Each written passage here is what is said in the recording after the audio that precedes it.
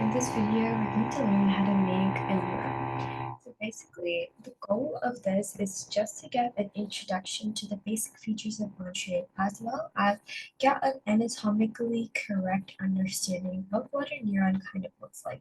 So obviously, it's not going to be completely to scale, and it's not the most anatomically correct. A good way to get an understanding of how dendrites are placed in relation to the cell body, how they look in relation to it, and how they kind of are, how they kind of like communicate with each other too in some senses. So this is just the first part. Obviously, it's a pretty tedious process. To learn everything. So the first thing we're gonna do, this kind of looks like a germ right now. But then once we add colors, once we make it more personalized, it will look much better, I promise. And you'll feel really accomplished too. So just stay with me. Okay. So first what we're gonna do is, let me just restart that. What we're gonna do is, this is your Onshape homepage, right? Once you've signed in, created your own account, all that stuff, this is what your homepage looks like.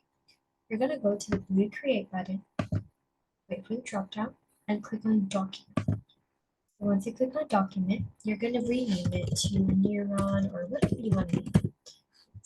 I named it, I was supposed to name it Neuron. Because that's how Google names its duplicates, you know? Okay. So the first thing we're going to think about is that the neuron is not 2D, right? A neuron is actually 3D, which what that means is that it encapsulates the cell body. So the first thing I'm gonna try and do is show you, when you see a picture of a neuron, it's always shown in this 2D sense. However, this is not actually anatomically correct because it shows a neuron to be 2D, which it really isn't, right? So to get a more understanding of it, we want to create it to be obviously like anatomically correct, right? So the first thing we're gonna do is we're gonna create the cell, like the cell nucleus. So basically, what we're gonna do is we're gonna go to our front plane, and then we're gonna click on the sketch button over here, right? When we click on the sketch button, what we're gonna try to do is we're gonna try to make a sphere, right? So how do we make a sphere? The first thing that we do is we're going to create a line right down the center, and it doesn't have to be big. So assuming that you haven't changed any of the metrics, this is probably in inches, right? So what we're gonna do is we're gonna dimension this to, I guess, maybe 30 centimeters. Again, this isn't, oh shoot, that's way too big. Maybe like 2 centimeters.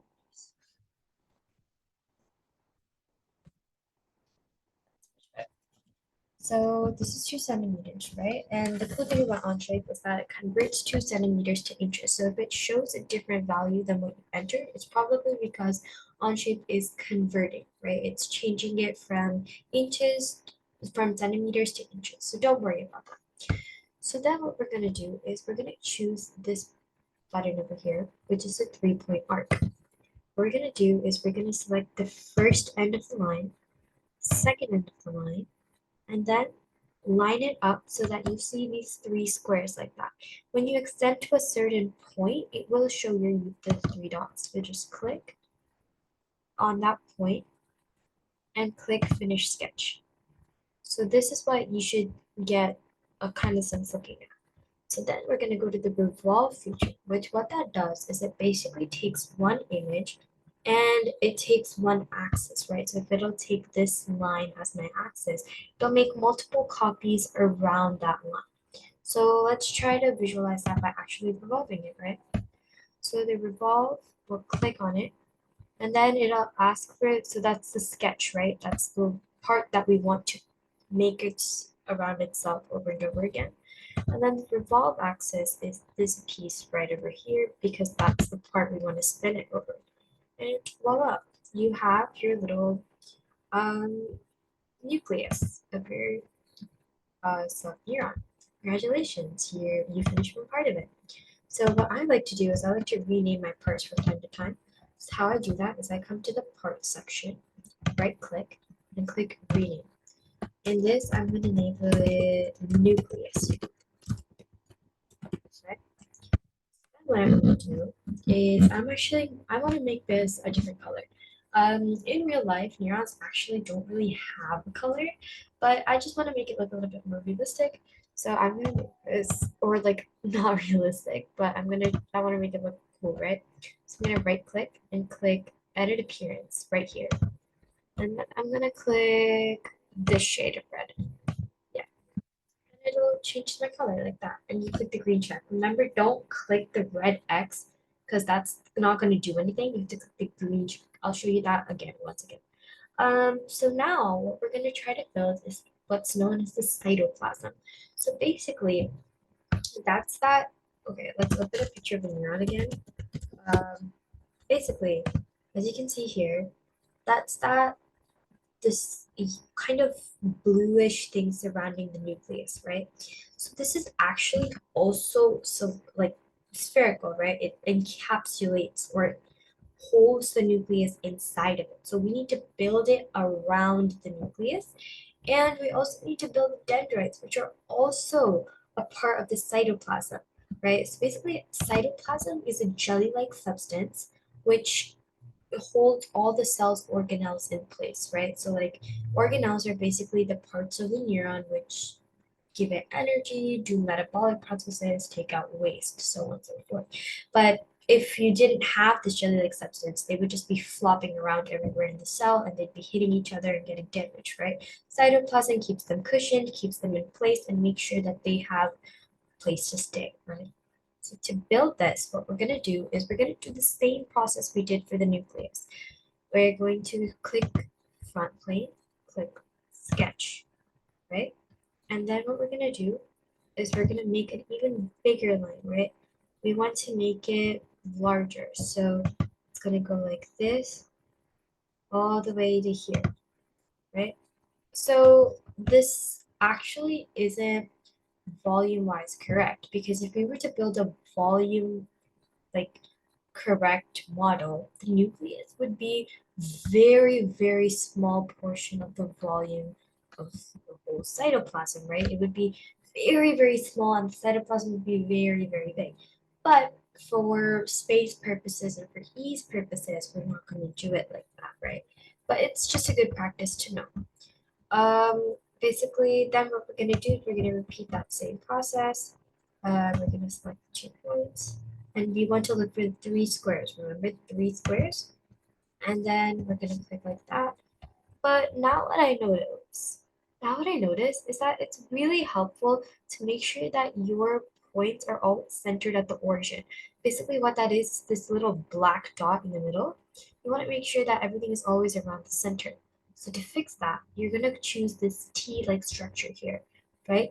What this does is it moves this point and fixes it to any point that you select, right? So I chose the origin, so it moved it together. Now what I'm going to do is I'm going to click escape to come out of the coincidence tool. I'm going to click the green check button, and then I'm going to click revolve, which is right here.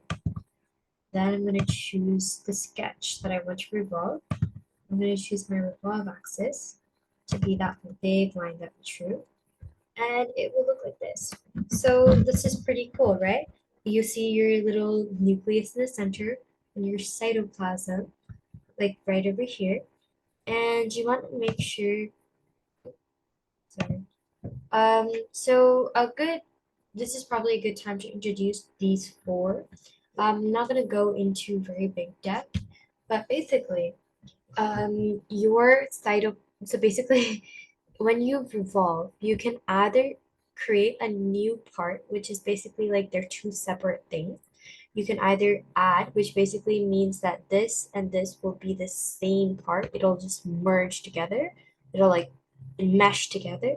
And remove means that it's gonna take away from what's existing, and intersect means it's gonna wherever the two geometries intersect is what stays, and the remaining just vanishes. These two are a little bit hard to understand. I've made videos on these. I'll link them in the description below if you want to take a look at those. But yeah, so thinking of what we know about the neuron, do you think we should be adding or creating a new part of the neuron? Okay, so me personally, the cytoplasm is a different part from the nucleus because the nucleus is not the cytoplasm. It's a part that's in the cytoplasm. So I believe that it should be a new part, like so. And then I want to save all my changes, so I'll click my green check button. The issue is you can't actually see the nucleus in this structure, right? So if you ever really wanted to do that, what you could do is you could right click here and you could click make transparent, right? And actually I haven't, okay. So basically what you do is while this is active, right? You can see the transparency. When you say make transparent, until this is active, then you can see the inside, right? And you can see the transparent. But once you click out of it, it's just going to resume back to normal. So what you have to make sure is that if you want to show the transparent part of it, you have to right click and go to make transparent, and it'll look like that. So then I'm going to rename this to cytoplasm. Okay. So now what we have to do is we have to make the tedious part of dendrites. So what I'm gonna do is, okay, I'll explain what I just did. Basically, these planes here, right? They're really helpful because they orient you in the direction of where you want to make your object, right? So front means it'll face you, right means it's to your right, and top means you see it from the top, right? So what I like to do actually, sometimes they get super irritating. So if you just click the P button on your keyboard, they just vanish like that. But you can still choose from these, when you go to the features tab, your features tab over here, you can still see the three planes, kind of their outlines when you hover over them like that. So they're not gone. And if you want them back, you could just click P, right? So now what we're going to do is we're going to use a really, really cool feature called the sweep feature. So basically, neurons have super duper unique shapes. Dendrites have really unique shapes. They change based on where they need to be and where they're receiving signals the most. So there's no right shape for the dendrite. You can go as crazy as you want, or you can go as easy as you want, right? Um, it could be as easy as stick figures, or it could be a little bit of a complex shape. So let's learn how to do that. The first thing we're gonna do is we want to create kind of like a circle for, okay, so I think the best thing to do right now is to explain what the sweep tool does. So basically, let me connect my tablet really quickly. Okay, so basically what this does is that, oh my gosh. Okay, there we go. So if you have this shape over here, right? Like your circle. And I want to make a super irregular extrusion, right? Like, oh, I want to make something that looks like this, and it's like cylindrical, so like this and this and this, like that, right? I want to make something that looks something like this. How would I make that? That's really hard to make, right? So all I'd have to do is I'd have to draw a circle because that's how I want my shape to look like. And then I have to draw my path, right? Like how do I want it to follow? So I will go like this, and this, right? And what happens is the sweep tool will create multiple copies of that circle along that sweep path to make it look like this. So let's see this in action, right?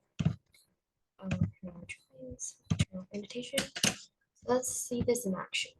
First thing we're going to do is we're going to create that circle we need to see. And for this, actually what we need to do is we need to create a circle that's just on the edge of the sphere, right? Because if we create it inside the sphere, it's gonna be like not, it doesn't look right, right?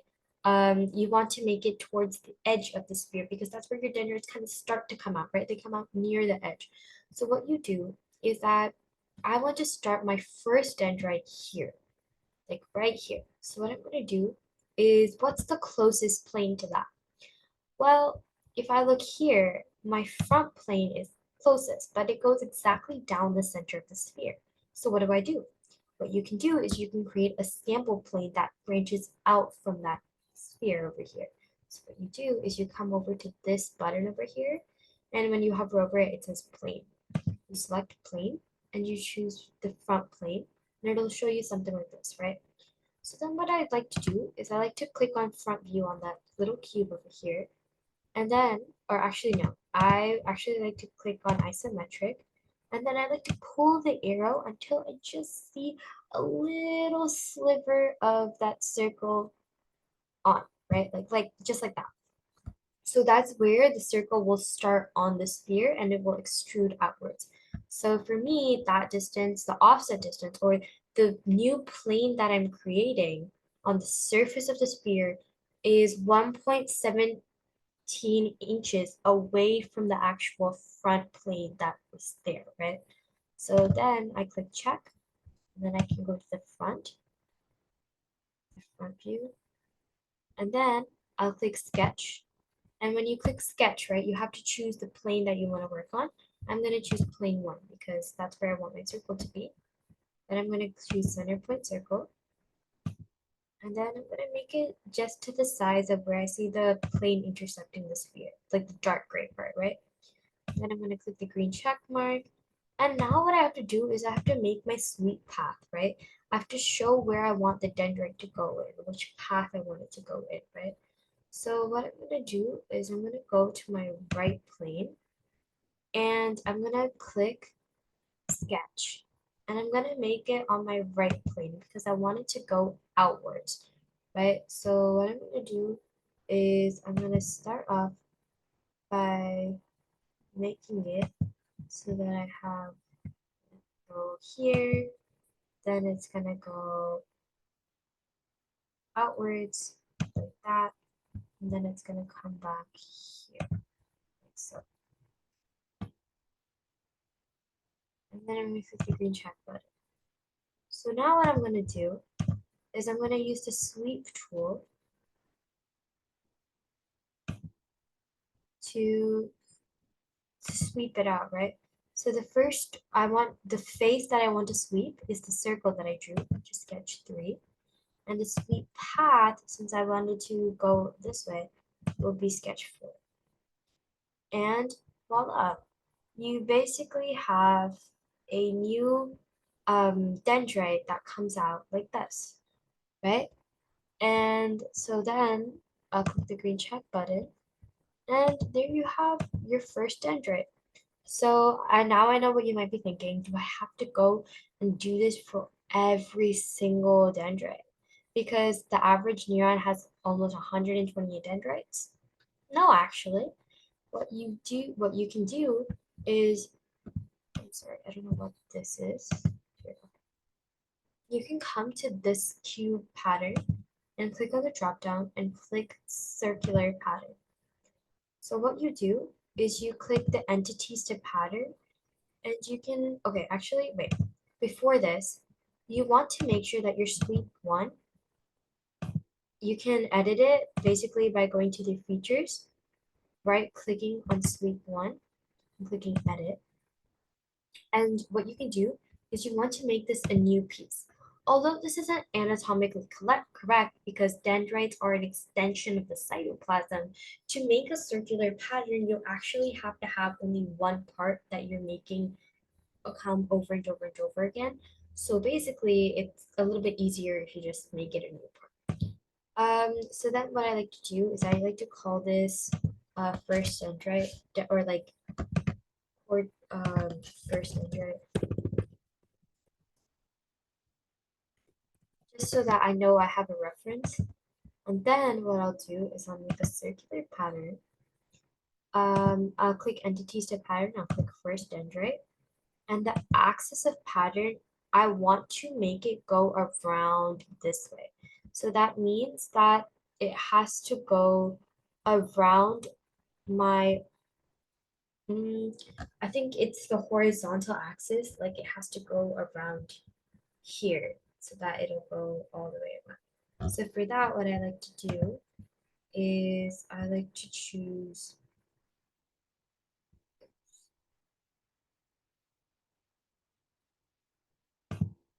um 1 second. So I will show sketch 2, and then since in this one, okay, there we go, never mind. So basically, the axis of pattern, if I wanted to go around this way or around vertically, I choose the vertical pattern. So how I did that was basically sketch 2 is always hidden, right? Like originally it's hidden. What you do is you unhide it by hovering over it and clicking on the eye, right? If you hover over it, the eye will show with a slash. You click on it to make the sketch visible.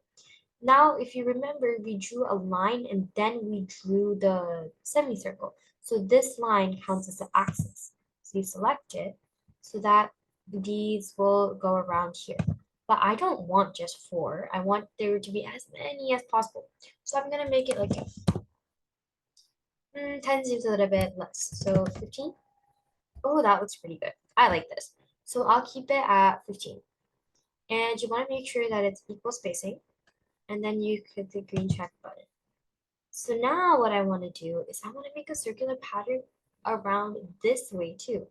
So what I'm going to do is I'm going to take the front plane, make a sketch on the front plane, right?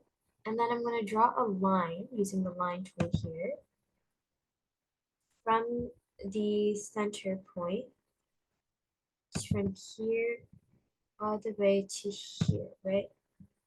And click escape and click the green check button so that we have our axis to do the circular pattern around. And so what I'm going to do is I'm going to do the same process. Go to circular pattern, select the first dendrite, and go to axis of pattern, and select the horizontal line that we just drew. And I'm also going to put this as 15, just to make it look cooler, like that, right? And voila, we have this, but low key, it's looking a bit bold. There aren't enough things here. So what we can do actually is a really cool process. You can make diagonal axes. So what I like to do is I like to slightly rotate my sphere, choose plane 1, and make a sketch on it. And then I like to draw a diagonal axis from this point to this point. Remember, it doesn't have to be perfect. This is just to fill up space. And actually, neurons don't have perfectly distributed dendrites either. It's just very randomly scattered. So what I like to do is I like to select a random dendrite to do a circular pattern on, and then I like to do axis of pattern. And I like to make it 15. Um, actually, this is not that bad, is it? Oh, okay. You kind of get the point, right?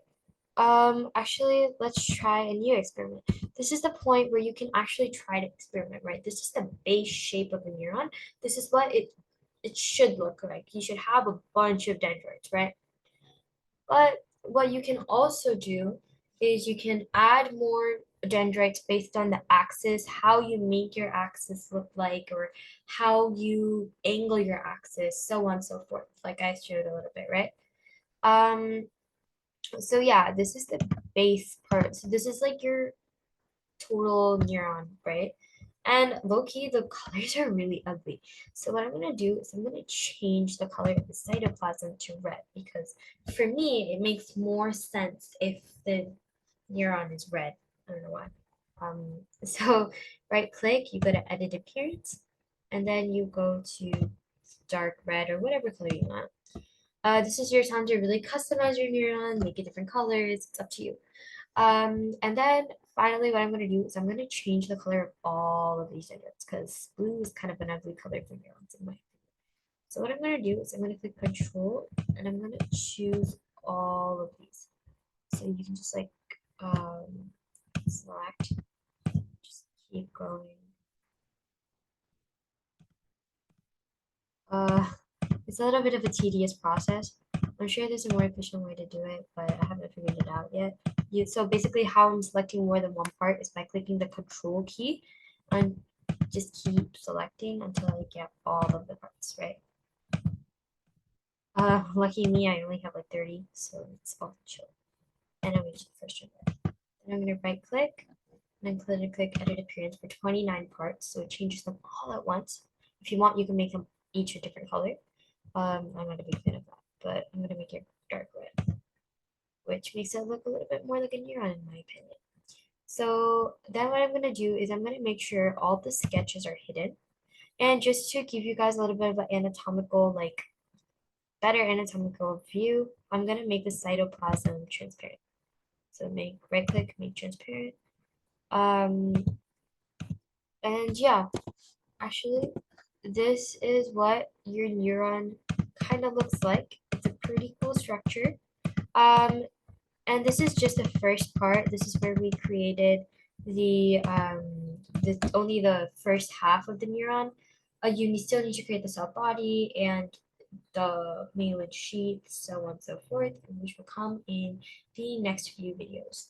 So yeah, that's it for this video. Thank you so much for watching, and please be on the lookout for the next two videos. All right, bye bye.